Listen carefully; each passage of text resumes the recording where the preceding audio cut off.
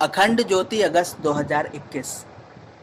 चेतना की शिखर यात्रा 227। कुछ अदृश्य पन्ने। विगत अंक में आपने पढ़ा कि संध्या वंदन की पारंपरिक विधि की जटिलता को सरल व सुगम बनाने के लिए आयोजित विमर्श के क्रम में महर्षि विश्वामित्र के आग्रह पर पूज्य गुरुदेव ने सिद्धाश्रम में समस्त ऋषिगणों के समक्ष गायत्री योग की समग्र रूपरेखा रखी। साधनात्मक उपचार को सार्वजनीन बनाने के उद्देश्य से कम समय में ही संपन्न हो जाने वाली पूज्यवर द्वारा प्रवर्तित गायत्री योग की इस विधि में संध्या वंदन के सभी 5 प्रमुख कृत्यों का समावेश था। इस विधि को महर्षि विश्वामित्र एवं अन्य ऋषि गणों द्वारा स्वीकार कर लेने के उपरांत सर्वसम्मति के आधार पर यह सुनिश्चित हुआ कि आगामी वसंत पंचमी से इस विधान को सार्वजनिक किया जाए। इस मंत्रणा के पश्चात पूज्यवर साधक को उसी सूक्ष्म पद से वापस लौटा लाए। आइए पढ़ते हैं इसके आगे का विवरण। 1975 की दीपावली बीत चुकी थी। हवाएं सर्द और हिमालय की तराई में बर्फीली होने लगी थी। शांति कुंज से दूर पहाड़ियों पर यदा कदा बर्फीली चादर दिखाई देती। ये दृश्य शांति कुंज परिसर से भी दिखते थे, कभी वास्तव में और कभी कल्पना में। कल्पना में इसलिए कि सुबह के कुहासे को चीरता हुआ सूरज जब पूर्व दिशा में अपनी किरणें बिखेरता तो प्रतीत होता था कि बर्फ फैल रही है। नहीं होने पर भी आभास तो मिलता ही कि एक श्वेत धवल चादर तन रही है। कार्तिक शुक्ल पक्ष की अष्टमी तिथि रही होगी। शांति कुंज के बाहर और पीछे सड़क पर गायों के झुंड निकल रहे थे। सजी धजी गायों के गले में बंदी घंटियां बिना किसी लय ताल के बजती और वातावरण में संगीत बिखेर देती। उस दिन गोपाष्टमी थी। आसपास के आश्रमों में गो पूजा का उत्सव मनाया गया। पूजा के बाद गायें और उनके सेवक अर्चक नित्य कार्यों में लग गए थे। आश्रमों में बने अर्चा गृहों में आरती स्तवन के स्वर गूंजने लगे थे। जो लोग तीर्थ सेवन और गंगा दर्शन के लिए आए थे वे अपने अपने आश्रम से निकलने लगे। राह चलते हुए वे जो भजन गाते और स्तुति गान करते थे, उनकी गुनगुनाहट वृक्षों पर चहचहाने वाले पक्षियों, उनके शावकों और घोंसला छोड़कर उड़ने की तैयारी कर रहे पखेरुओं के स्वरों से मिलकर मधुर राग छेड़ देती।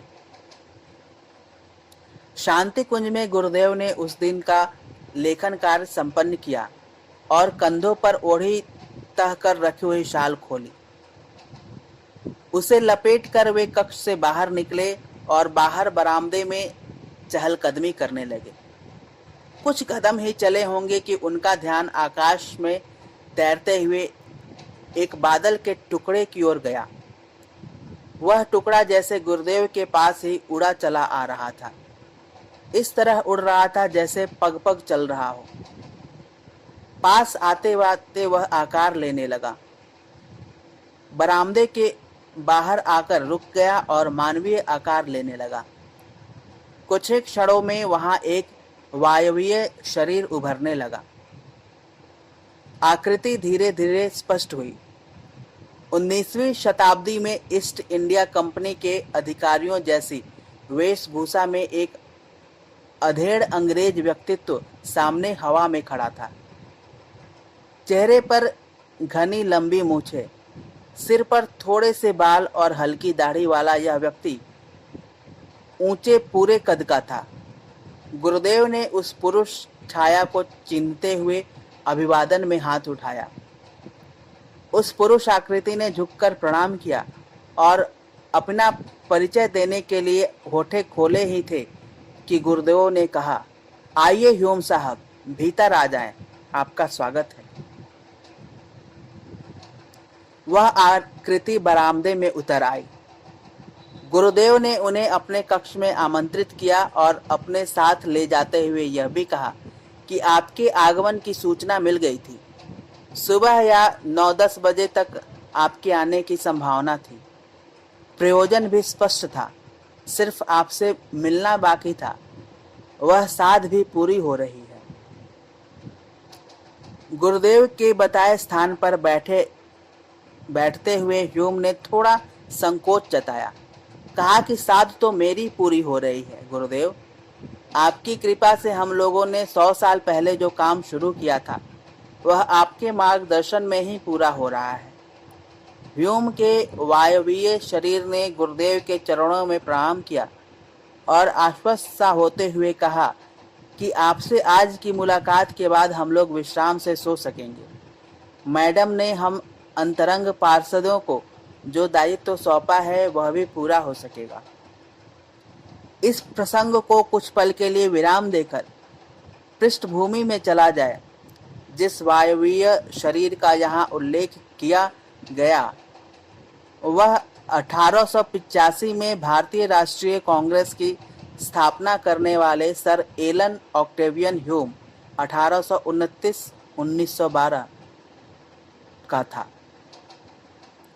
ब्रिटेन में जन्मे ह्यूम ने भारत में बंगाल सिविल सर्विस से अपना कामकाजी जीवन शुरू किया और 1882 में रिटायर होने तक वे विभिन्न प्रशासनिक पदों पर रहे। कामकाजी जीवन के दौरान उन्होंने अनुभव किया कि सरकार के क्रियाकलापों, नीतियों और फैसलों से जनता में असंतोष फैल रहा है। इस असंतोष को संगठित करने के लिए उन्होंने समकालीन सामाजिक और राजनीतिक विभूतियों के साथ मिलकर काम शुरू किया। सन 1884 के अंत में उन्होंने सुरेंद्र नाथ बनर्जी और व्योमेश नाथ बनर्जी के साथ मिलकर भारतीय राष्ट्रीय कांग्रेस की स्थापना का निश्चय किया।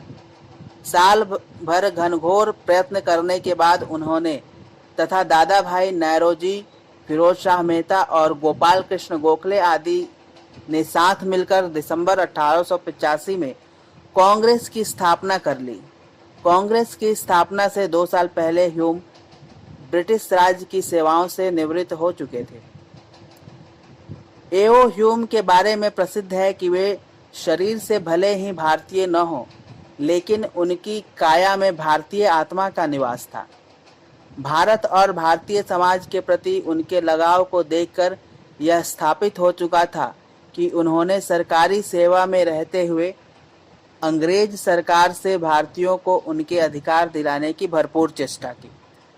उन्होंने यह बताने की चेष्टा भी की कि भारत के लोग अपने देश का प्रबंध संभालने में सक्षम हैं। उन्हें भी सरकारी नौकरियों और प्रशासनिक सेवाओं में समानता मिलनी चाहिए। यह तो ह्यूम के व्यक्तित्व का प्रशासनिक और राजनीतिक पक्ष था।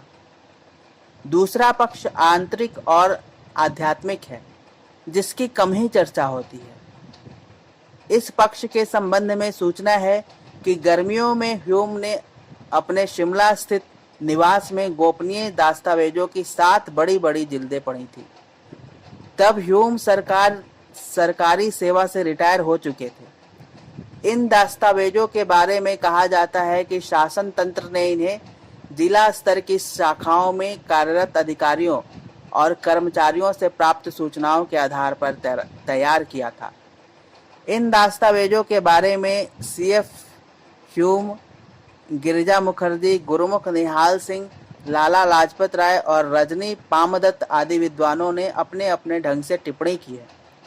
कुछ के अनुसार इनमें अंग्रेजों के प्रति भारतीय समाज में बढ़ रहे रोष की सूचना थी।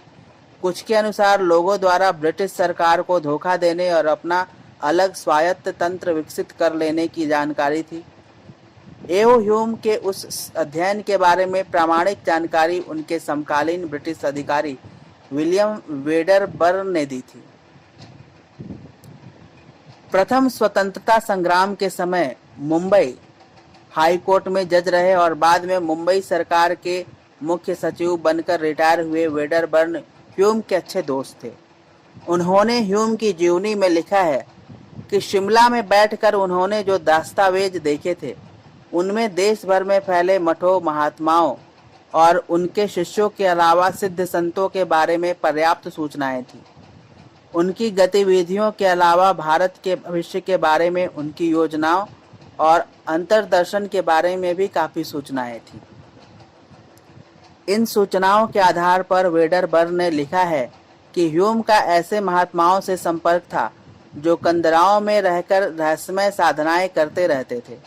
वे कहीं भी आ जा सकते थे, लेकिन लोगों को दिखाई नहीं देते। वे अदृश्य रहते और संसार में किसी भी व्यक्ति, जीव, यहाँ तक कि जड़ वस्तुओं से भी संवाद कर सकते थे। सिद्धों से संचालित संग्राम। थियोसॉफिकल सोसाइटी का एक प्रतिनिधि कूट होमीलाल सिंह इन महात्माओं से मिलने के लिए जाया भी करता था। सोसाइटी में मास्टर कूट होमी के नाम से प्रसिद्ध इस प्रतिनिधि ने उन अशरीरी महात्माओं के हवाले से लिखा था कि सिद्धों की उस संसद ने ही 1857 के स्वतंत्रता संग्राम का संचालन किया। जिन क्रांतिकारियों और योद्धाओं को उन्होंने अपना माध्यम बनाया था, उन्होंने सिद्धों के निर्देशों का पूरी तरह पालन किया। संग्राम के जो परिणाम सामने आए, सिद्ध पुरुष उससे संतुष्ट थे। इतिहास में वह संग्राम भले ही विफल लिखा गया हो, लेकिन सिद्ध पुरुष उसे वहीं तक ले जाना चाहते थे। वे चाहते तो इसे आगे तक ले जा सकते थे, पर उनकी दृष्टि में भारतीय जनमानस इससे आगे के परिवर्तन झेलने के लिए तैयार नहीं था। पूर्ण स्वतंत्रता या नए राष्ट्र राज्य की स्थापना के लिए उनके अनुसार 90 वर्ष का एक चक्र पूरा होना आवश्यक था, और वह चक्र पूरा हुआ भी सही। उस समय के उपलब्ध सोसाइटी के दस्तावेज बताते हैं कि कूट होमी जैसे कई प्रतिनिधि सिद्ध महात्माओं के संपर्क में थे और वे ह्यूम को उनकी योजनाओं के बारे में बताया करते थे। उन सूचनाओं के आधार पर और अपने प्रत्यक्ष संपर्कों से मिली जानकारी के अनुसार ह्यूम ने नवंबर 1886 में लॉर्ड डफरिन को लिखा था कि भारत परिवर्तन के लिए तैयार हो रहा है। भविष्य में वह विश्व के निर्माण में बड़ी भूमिका निभाएगा। इस देश में मौजूद अंग्रेजी राज उस भूमिका के लिए तैयार करने का एक छोटा सा दायित्व ही पूरा कर रहा है। जिस दिन वह दायित्व पूरा हो जाएगा, अंग्रेज यहाँ एक मिनट भी नहीं रह सकेंगे।